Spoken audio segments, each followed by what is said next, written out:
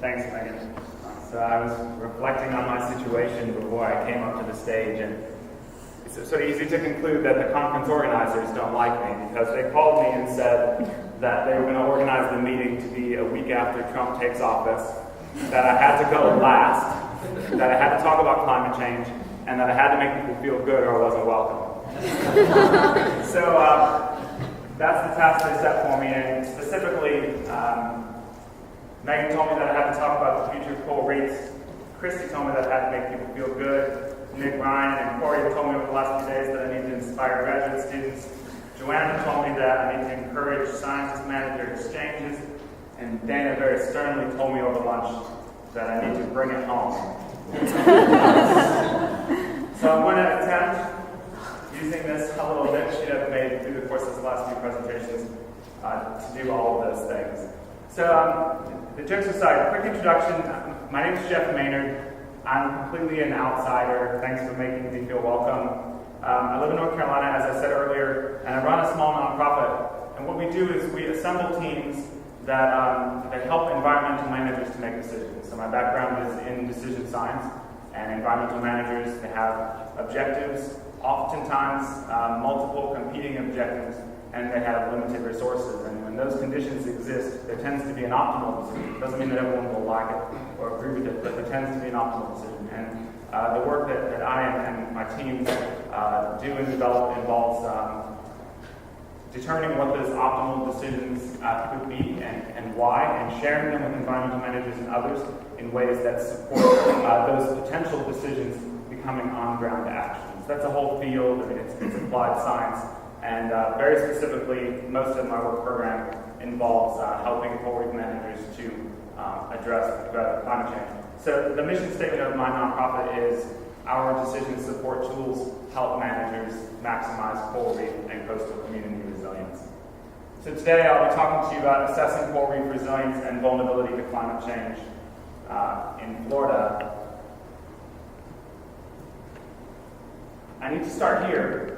So this is the Intergovernmental Panel on Climate Change's framework for assessing vulnerability. It was first published by a guy named Turner in 2003, so it's nearly 15 years old now, and it's very well known and very widely applied, so it's inside thousands of scientific publications. And this framework, the way it's set up, you have to think of it as a vulnerability of what to what. So to do a vulnerability assessment, the question actually has to be very specific. So, for example, it could be the vulnerability of reef-building organisms to increasing thermal stress.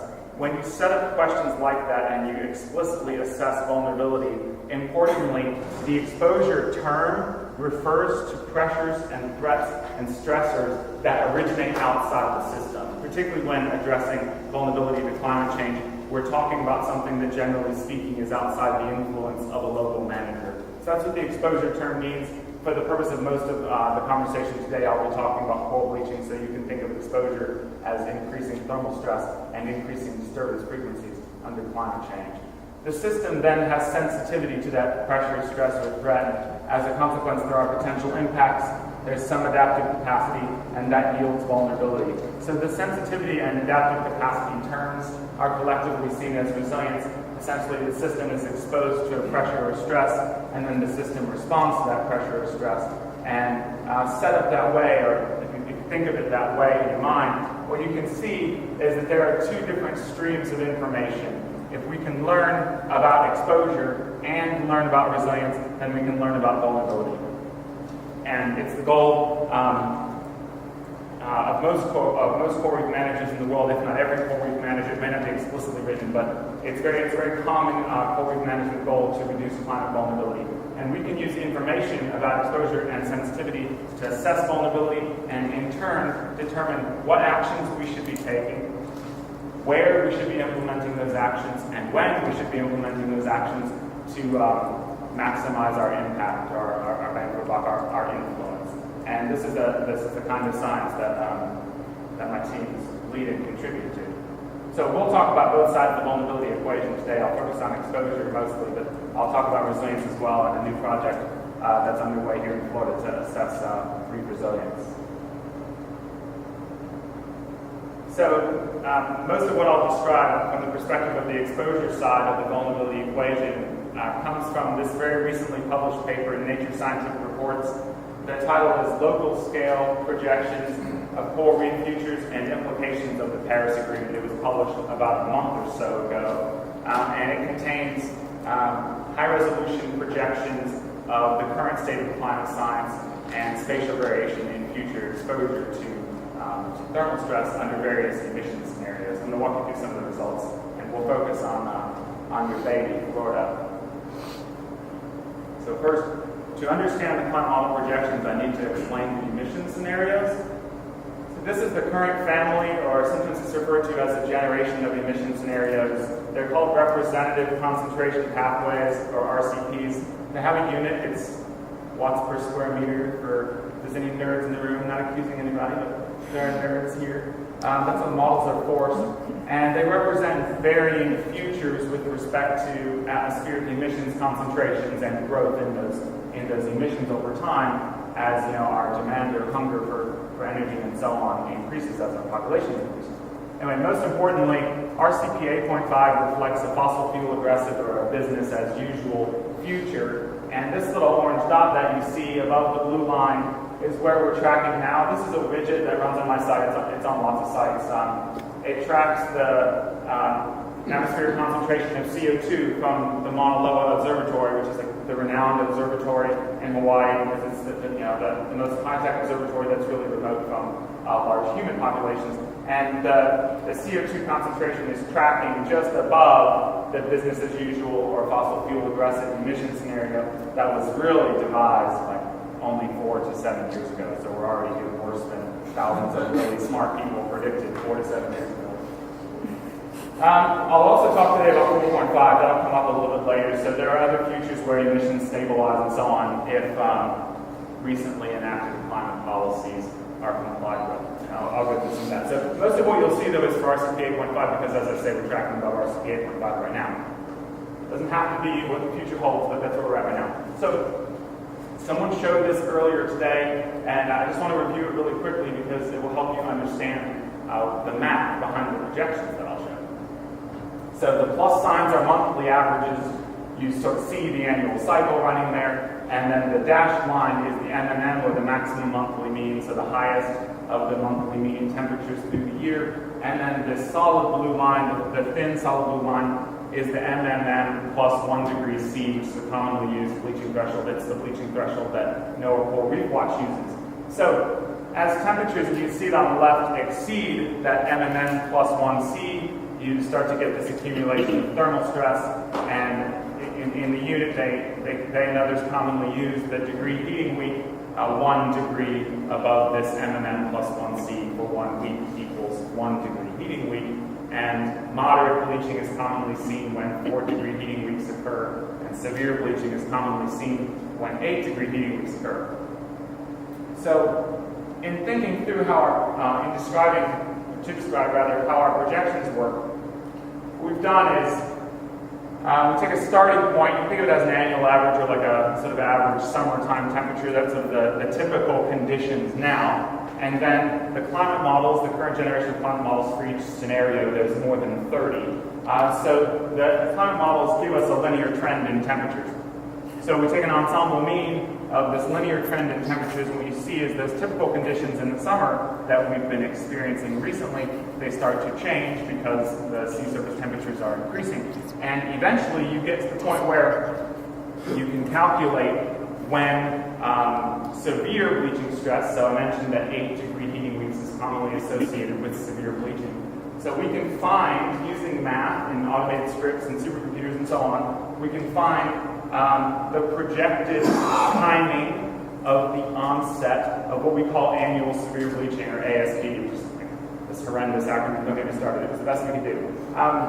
The point is, it's not bleaching per se, it's thermal stress severe enough to cause bleaching. And once you actually get to the point where 8 degree heating weeks is happening annually, which is sort of like right here, so you can see we just extrapolate the date using our code, and this, for example, would be 2053 or so.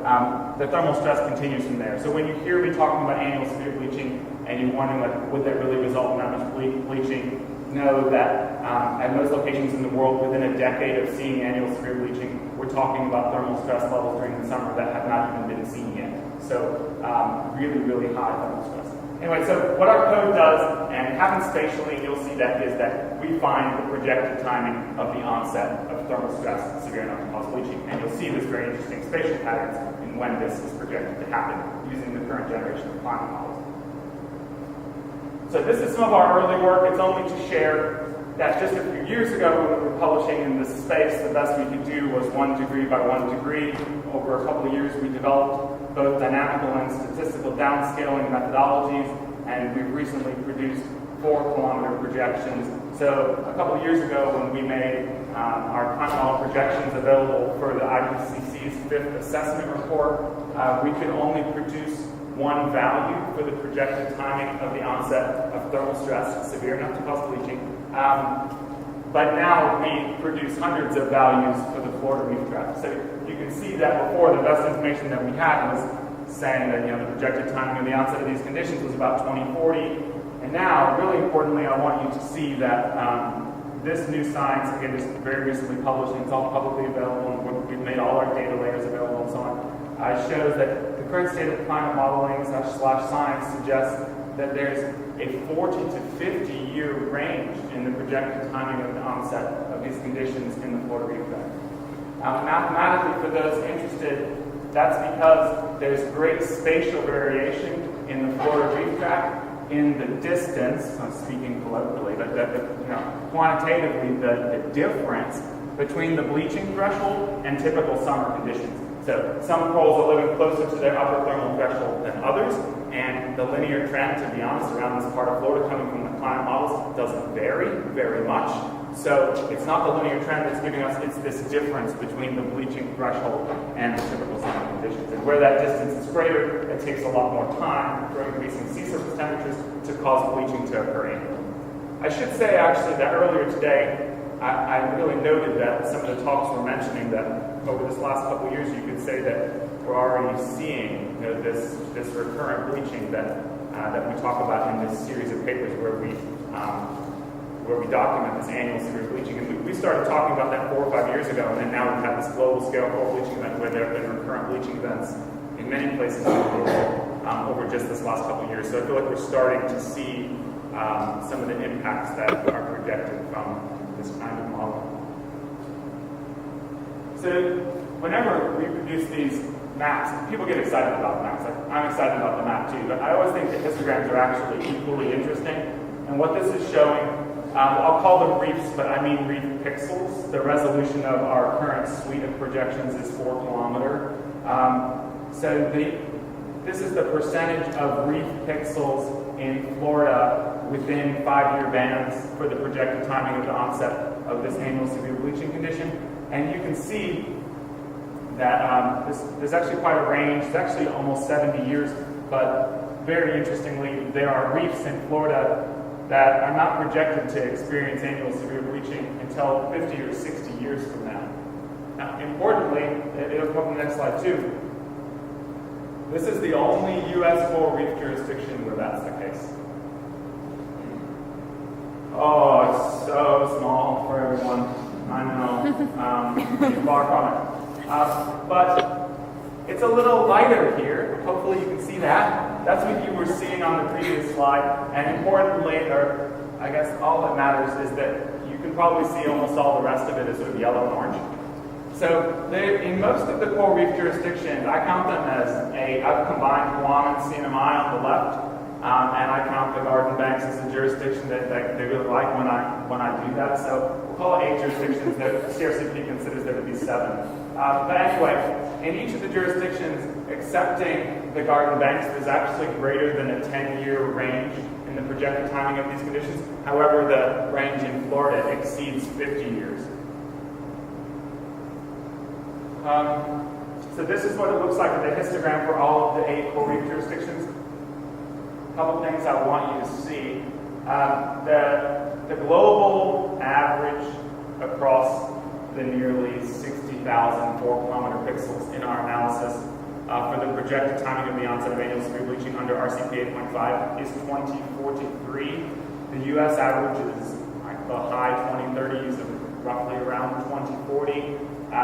The Florida average is later than that, and is the only of the jurisdictions that's later than that. So, trying to make the case there's some good news in this. So, Florida is really distinct from all the jurisdictions in what the current state of climate science suggests the future holds.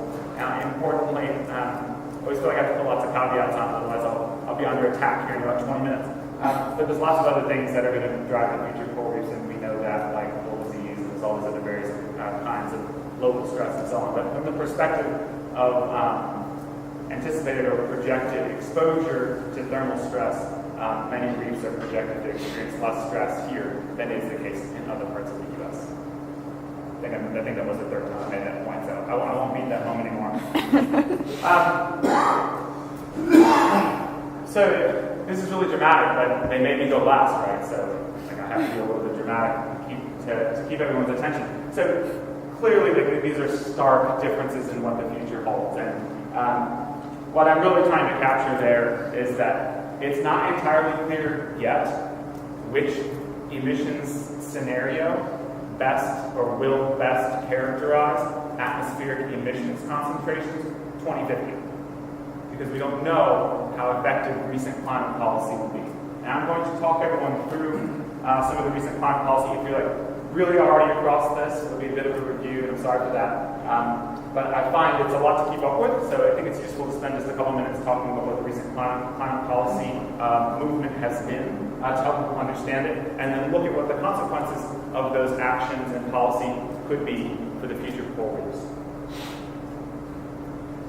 So this is a slide from Paris in 2015.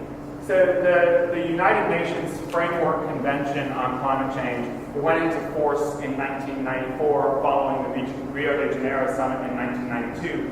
And the goal is to stabilize greenhouse gas concentrations in the atmosphere at a level that would prevent dangerous anthropogenic interference with the climate system. So we could argue about whether they've been successful, but that's what the objective is. It's not binding. Very importantly, it's not binding. You can think of it as a policy-making framework. And nearly all countries in the world are party to the UNFCCC. Over 190 countries are party to the UNFCCC. That's UN language. UN has all kinds of very specific language, but they call them member states parties, and then the conference of parties is held annually, and some are more famous than others, depending on what happens during the COP. And the COP21, which is the Conference of Parties in Paris, is now really well known because it represented a very serious attempt worldwide by all of the parties to keep the global increase in temperatures below 2 degrees Celsius. That was the goal. So to do that, what countries did was they submitted these intended nationally determined contributions. Your life is quite better if you don't know INDC, that haven't followed it. It's a lot to keep up with, but it's also very interesting. So INDC is now it's a very common acronym. It's a popular acronym, widely used in the policy space for climate change. It means intended nationally determined contribution, and all of the member states submitted intended nationally determined contributions in the months prior to COP21. When the Paris Agreement was ratified, which required, I think, 70% of countries, then the intended nationally determined contributions became nationally determined contributions.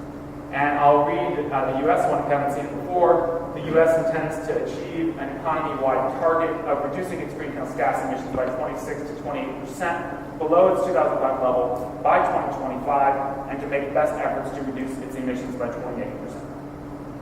The numbers don't matter. I'll sort of add it up for you and help it make sense to you from a coral reef perspective. So what we did was, what we always do when we have a problem, our team rented a house and bought a lot of coffee. We burned on this for like a weekend. So we added up all of the nationally determined contributions and then projected the emissions in 2050 and worked out what the CO2 or the atmospheric emissions concentrations would be by the middle of the century, and then compared that to RCP 8.5. And that's what you're seeing here. So that's the blue dot, roughly 50 to 52 gigatons of CO2 per year.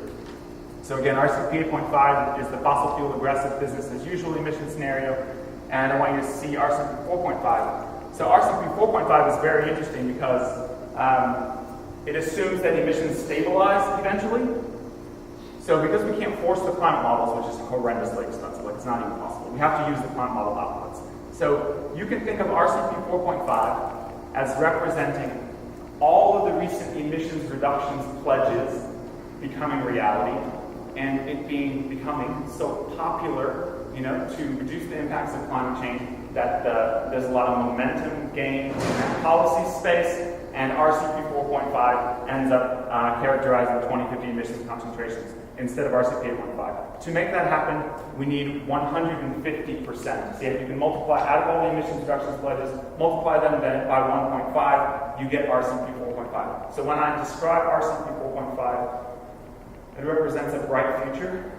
It assumes, as I say, all emissions reductions pledges become reality and more. But let's look at what happens to the future of coral reefs if that's the case. So have a look at the shift in the histogram that I showed you before. This is the percent of reef pixels in these 5-year bands between 2030 and roughly 2100. And you can see that we had some of these, we call them relative climate winners. They're the temporary refugia, the locations projected to experience annual severe bleaching many decades later than the average, and especially than the places projected to experience it the earliest. You can see that now, most of the coral reefs in Florida are projected to experience annual severe bleaching either in the late century or not in this century at all. That's what this is showing here. So our script only runs to 2100, so if you have a value of 2100 or over 2100, it just returns the value for the last bit. So you can see that nearly a quarter of Florida's coral reefs aren't projected to experience these conditions this century if emissions reductions pledges become reality, and as I said, there's some momentum in that space. So this isn't published. It's not inside that paper. I developed it for this presentation about a week ago, and was really surprised by the result. I think there's a story just in this, if not just locally, then certainly locally, but also for the U.S. Coral Reef Task Force and the NOAA Coral Reef Conservation Program. So there are more temporary refugia in Florida than anywhere else in the U.S., and most of the coral reefs in Florida, a great many of the coral reefs in Florida do not experience these conditions this century if emissions reduction pledges become reality. So the data was formally released at the UN Environment Assembly in May of last year. The paper is available online. And as far as I know right now, this space will now become really popular, but as far as I know right now, it's the first paper to quantify what the emissions reductions pledges mean in terms of the ecosystem impact. This is from the head of the UN Environment from our media release for the paper just about a week ago. These predictions are a treasure trove for those who are fighting to protect one of the world's most magnificent and important ecosystems from the ravages of climate change. All right, I have to move fast. I make sure I have enough time to bring it home as Dan told me to do. So far, I've just been talking about exposure, but I mentioned before that the system responds to that pressure, stress, or threat, and vulnerability is a function both of the exposure and the response to the pressure or threat. So it's exposure and resilience combined that tells us about vulnerability. And I'm going to tell you a little bit about what we're doing to assess resilience and our work to combine what we know about exposure with what we're learning about resilience to assess vulnerability. All right, so this comes from a guide we've recently put out with the UN Environment Program. It walks people through the steps of conducting a resilience assessment, and we're going through those steps here with our collaborative study for the Florida Reef Resilience Assessment.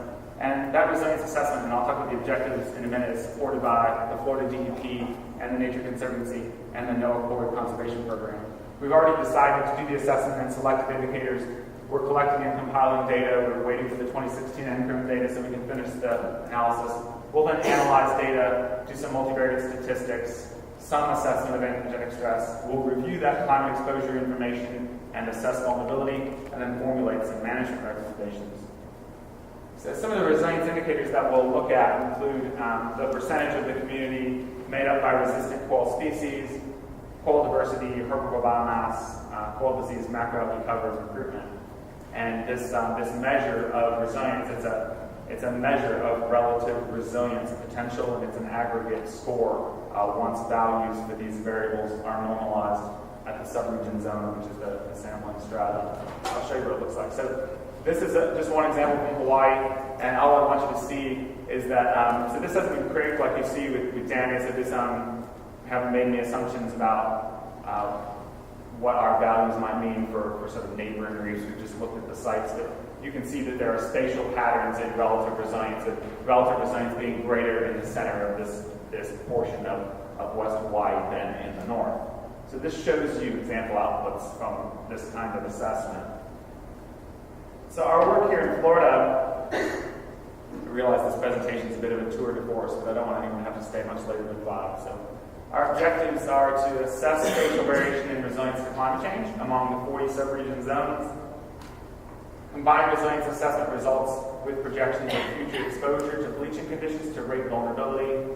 We want to quantify the extent to which areas with lower and higher relative vulnerability are under management. And we want to share project results with the scientific and management community. So this is some of our very earliest work, as with Danny's presentation. It uses FRRP data. In the end, we'll combine the C-crimp data and the N-crimp data, which includes the RVC fish census for herbivore biomass, with the FRRP data, and I have to challenge you, I know it's late in the day, to help me use some imagination and assume that I've got a spatially continuous map, which is what we'll have in a few months. So we'll aggregate the data within these subregion zones. Now the FRP didn't survey all subregion zones, but we'll combine this with the other data sources, and we'll produce a continuous map of these various variables. This is showing coral bleaching, which is not one of the indicators, it's showing what they saw in 2016. And this is coral recruitment, so these are corals that are 4 or 5 centimeters.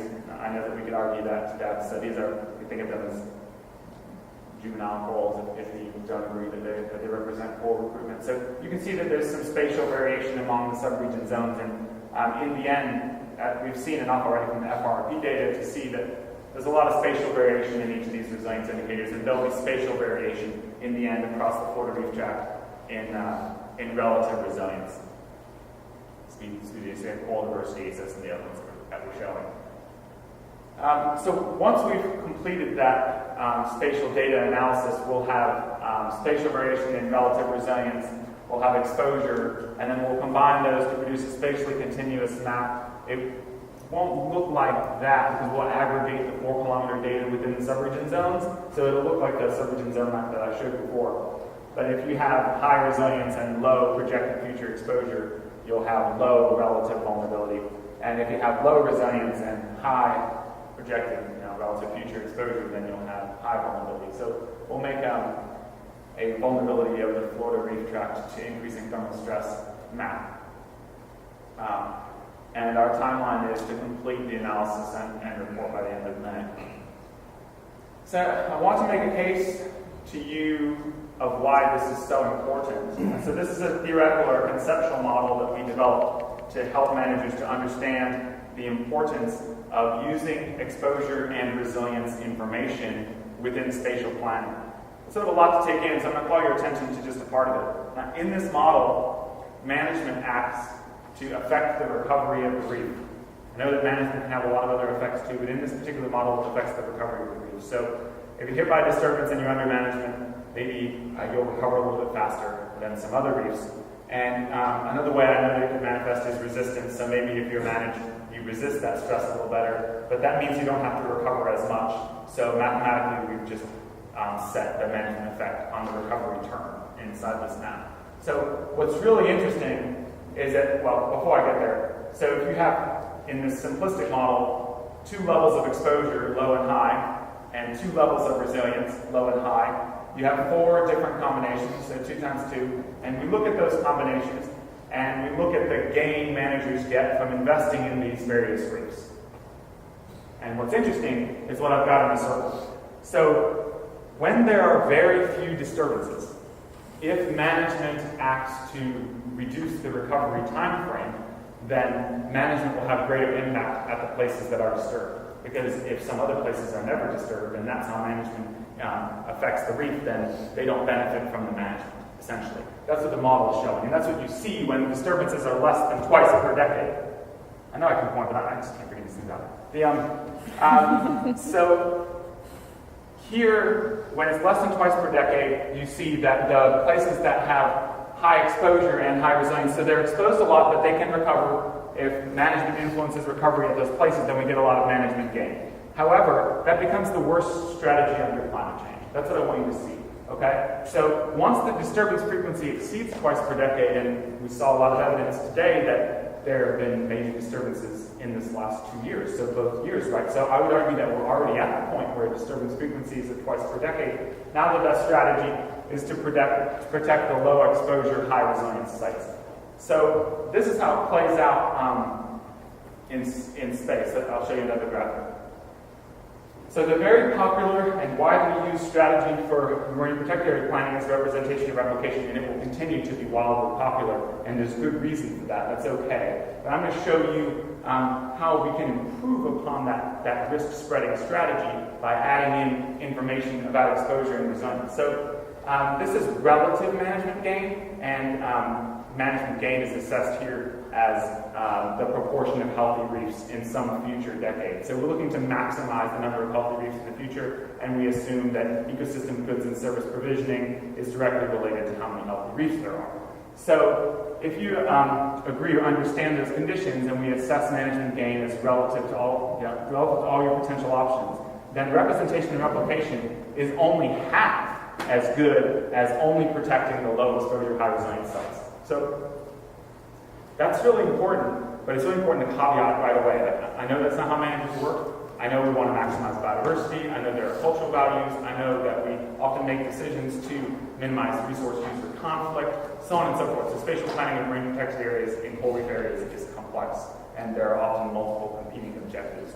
However, if you assume protecting only low exposure, high resilience sites isn't going to be palatable, and I agree with you, even so, if you avoid the climate losers, so if you just use the data to not eliminate, but identify the locations that are fated to be disturbed so frequently that management efforts are likely to be futile, then you get a 30% increase in management gain. And if you protect only the low exposure locations, you get a further 20% increase. So the point of this is that for years, all of us, myself included, and many collaborating managers in different parts of the world have paid a lot of lip service to wanting to address the threat of climate change.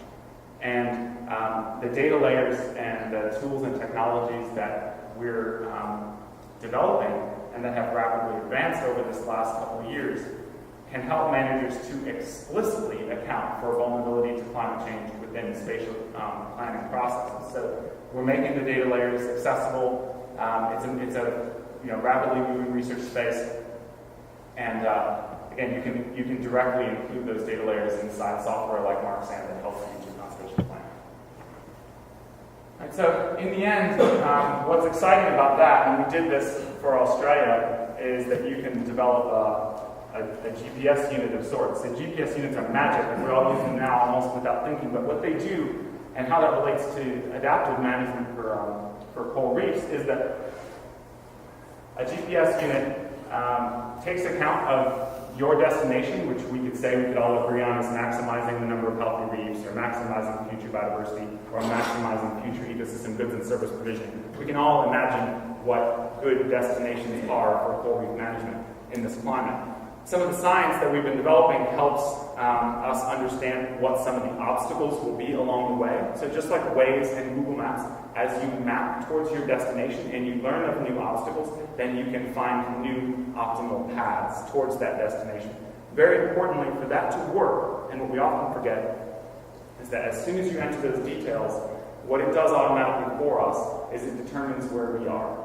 And that's important too. So we have to continue to collect data, report on data, and share data with each other on what the current condition and resilience potential is of the reefs at the moment. And then with some of these new tools and technologies, we can sort of map our path through optimal decision making to the best and brightest possible future for reefs. So I know that feels so conceptual, but we actually did build this in Australia. So they have a system whereby thousands of reef surveys are automatically collected and understood, and reports are automated as outputs.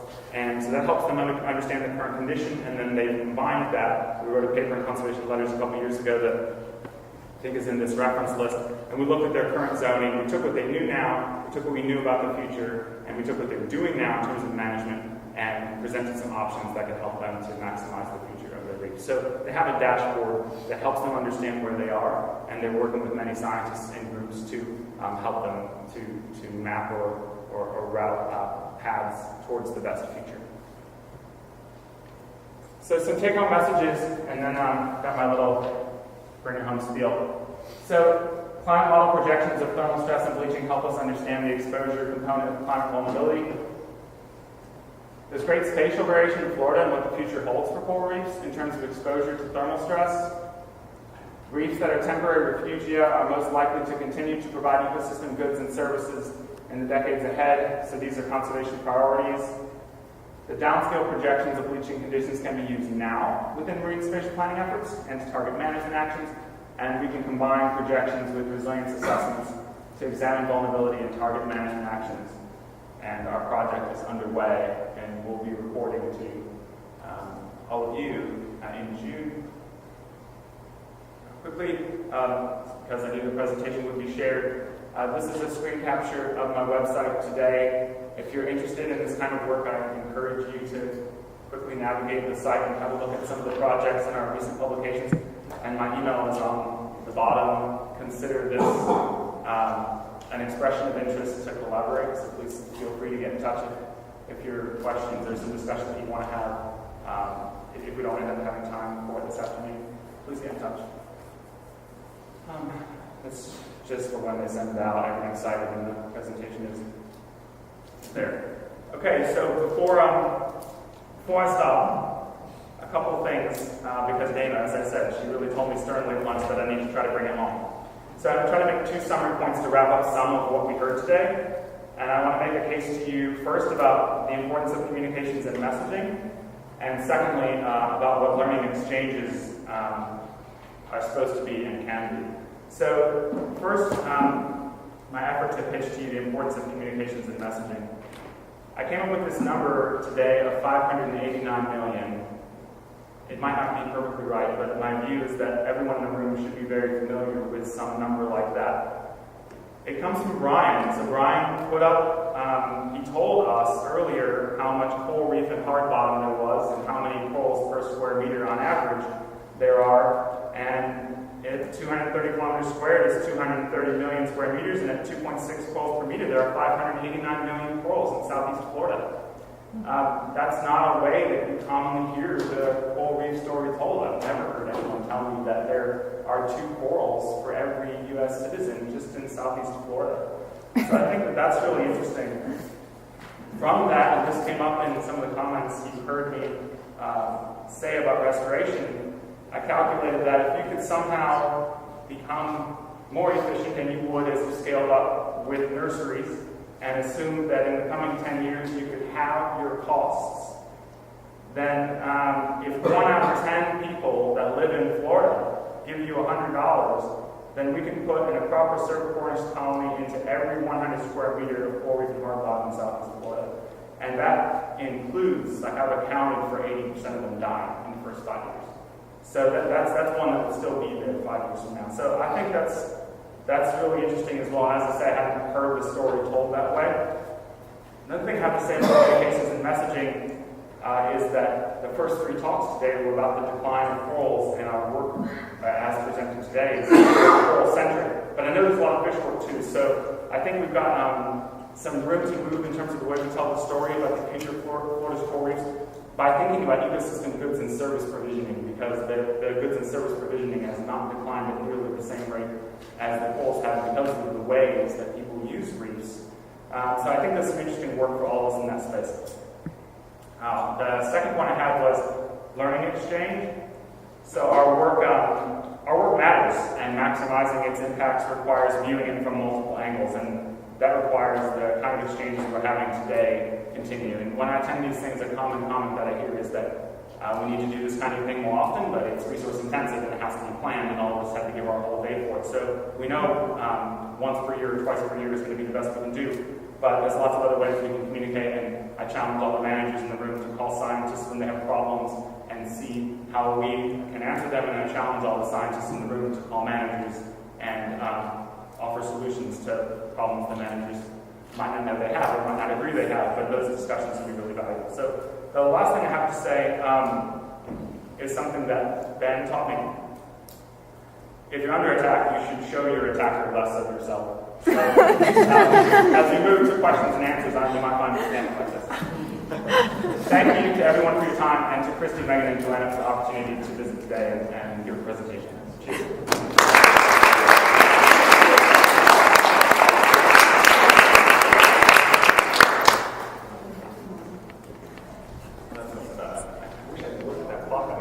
So fast in the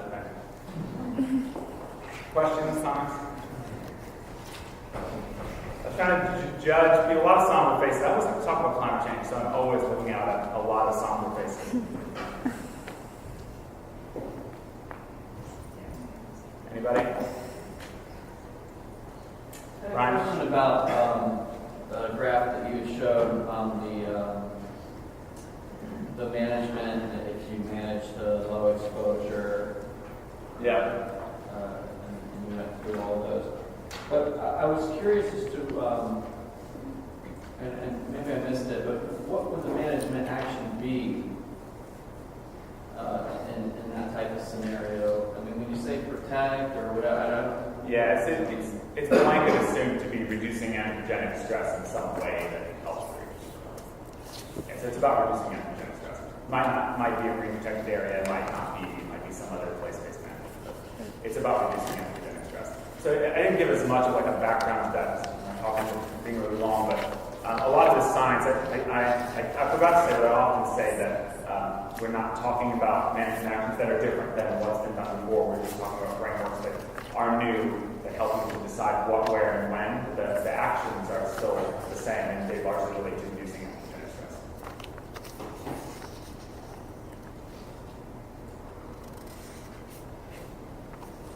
Other questions?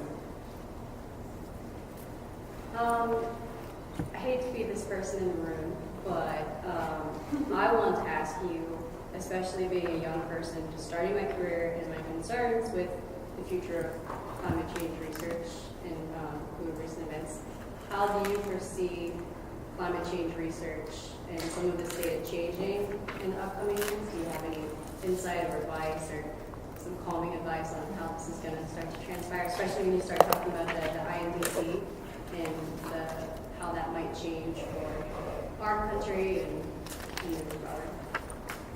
So I tried to count the number of things you were giving me to respond to there. Sorry. That's okay. You got like 3 or 4. It's not so bad. Look, first what you said about the science, I thought you were talking about how the science will change. I think the science won't change much. So SymbioSeas are going to become available over the coming 5 years, and AR6. So the IPCC's 6th assessment report is slated for the early 2020s. And what I've seen of some of the SymbioSeas model outputs that are already coming out is that they're not very different from SymbioSeas 5. So I think that the climate science, as you've seen today, will not change that much. And the general thrust of the projections, and particularly the average results, are not likely to change much. But that was only a part of what you asked. I know. You also asked how I see it transpiring. And I think that we probably end up somewhere in between. Maybe people would accuse me of that being optimistic, but I think that we end up somewhere between all of the emissions reductions pledges becoming reality and our CP 8.5. It's hard to believe it will be 1.5 times, but maybe that's just this week. I mean, in 10 years from now, we might feel that's the case. So that's how I see the future of the emissions concentrations. I think we end up somewhere between RCP 8.5 and RCP 6. Now, the third thing, generally, that you gave me to respond to, felt like it was a bit about, like, should I get into this? Like, how bad do I think this is going to be? I think absolutely, because what gives me a lot of hope is that there's 2 things. One, there's a lot of new tools and technologies that are changing what we learn. and the pace at which we can learn, and the rate at which we can share what we learn with others. So I think that gives me a lot of hope about the rate at which the science can advance and how productive the field can be.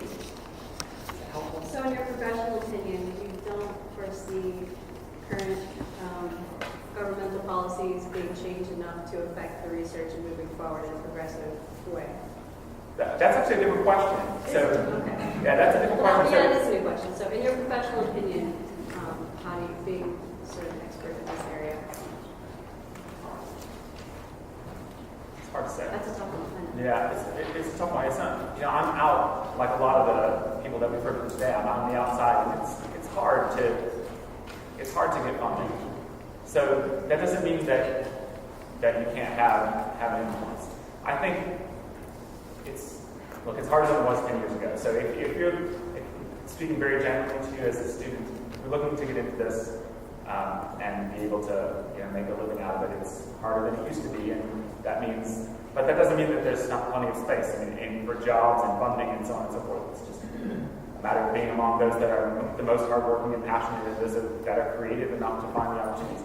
I'll say, you said in my professional opinion, applied science is pretty hot. I mean, this is the space. I am out on my own independently, still working on science, living where I want to live, taking care of my family, because I do applied science.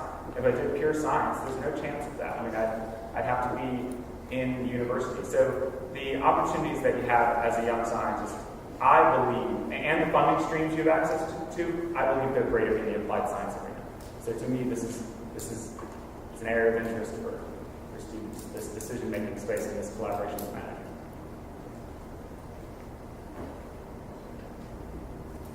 Others, she was tough. What would be your recommendations to tell the story about climate change for people, non-scientists, to understand the state of urgency we are in and for them to be willing to take action?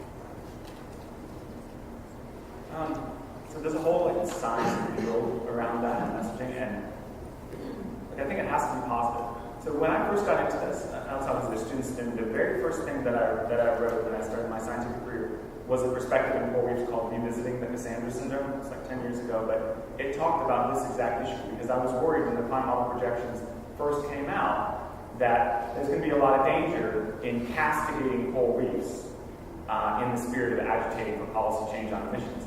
And it was right that I feel like that has had no positive result. I don't think there's been any real change in climate policy as a consequence of our shouting from the rooftops that climate change is impacting coral reefs. So I think that the stories and the messaging have to be much more local. Like agitating policy change on emissions is not where I think the messaging needs to go. I think it needs to be local. I think it needs to be some of the things I said, like how many corals are still out there, what specifically can people do, and what specifically do those actions manifest. And we have to take control of the story more than somewhat to be able to influence the extent to which people care. And that's hard because, as Joanna was saying earlier, the Florida Reef Tract needs a PR person in the same way that some famous people have and that politicians have. We need people that are expert in that to be collaborating with us so that we can target the right audiences with the right messaging. And I don't know of any management organization in the world, developed or developing country that has a group that's as focused on that as I think the task requires. A lot of people have comms groups, but they're not as focused on this as overcoming the challenges required.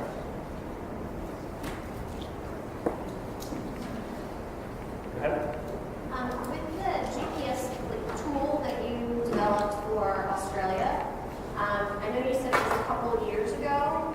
How did the recent bleaching event that happened on the Great Barrier Reef there, how did it tie into the tool? Did the tool help predict? Did the tool help what was the connection between the tool and then the recent events and the recent bleaching on the Great Barrier Reef? So that tool helps them understand condition, but they're like coral reef managers everywhere in that they use NOAA Coral Reef Watch products, so they were monitoring the bleaching and so on. But very specifically, what's interesting there is they have a lever because they decide where to eliminate crown of thorn starfish. So we were building it because they have something that they can do out of the reefs every day, and they've got several boats that they can use and track towards certain reefs. So what that system is doing is creating a decision, it creates a decision-making framework or decision support framework around everything we know about the condition, plus the current impacts, plus the projected future exposure, plus connectivity, and then makes an assessment of where you should remove the crown of starfish. That's